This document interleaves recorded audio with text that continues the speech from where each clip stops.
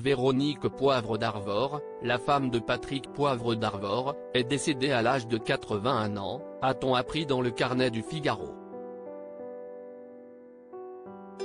Dans son édition du vendredi 30 juin, le magazine France Dimanche a annoncé le décès de Véronique Poivre d'Arvor, la femme de Patrick Poivre d'Arvor, d'un cancer.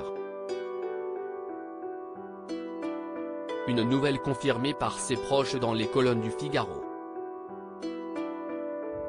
Patrick, son époux, Dorothée, Arnaud, Morgane, ses enfants, Tiphaine, Solène, Garance, ses enfants disparus, François, Gwenaël, Tristan, Maël, Jérémy, Joachim, Alexandre, Charles, Blanche, ses petits-enfants, Nino et Alba, ses arrière-petits-enfants, ont l'immense tristesse de faire part du décès de Véronique Poivre d'Arvor, survenu le 24 juin 2023 à Neuilly-sur-Seine, peut-on lire.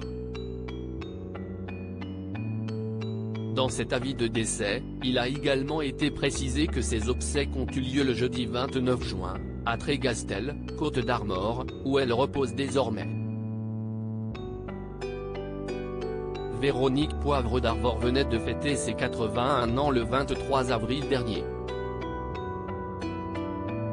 Patrick Poivre d'Arvor et Véronique, retour sur le début de leur histoire d'amour. Patrick Poivre d'Arvor a rencontré Véronique en 1962 sur une plage où ces derniers avaient l'habitude de passer leurs vacances.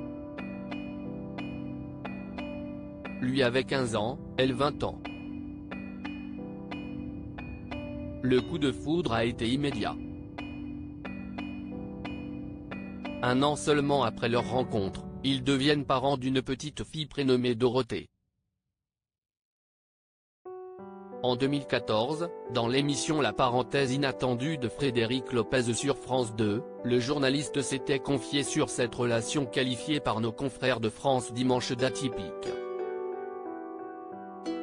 C'était franchement difficile pour mes parents, comme pour les parents de Véronique.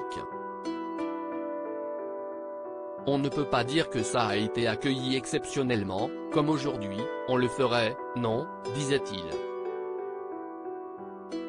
Patrick Poivre d'Arvor et Véronique se sont mariés en 1971, à la mairie de Neuilly-sur-Seine, lors d'une cérémonie intimiste à laquelle Valéry Giscard d'Estaing était présent. Il était alors ministre de l'économie et des finances sous la présidence de Georges Pompidou. Des drames qui ont jalonné leur vie et une séparation dès 2010. La vie du couple a été marquée par des drames. En effet, comme l'a relayé France Dimanche, 3 de leurs 6 enfants sont décédés. Il y a eu Tiphaine, victime de la mort subite du nourrisson, puis Garance, Mornay et Solène, leur fille qui s'est suicidée en se jetant sous une rame de métro en 1995. Elle avait 19 ans et souffrait d'anorexie.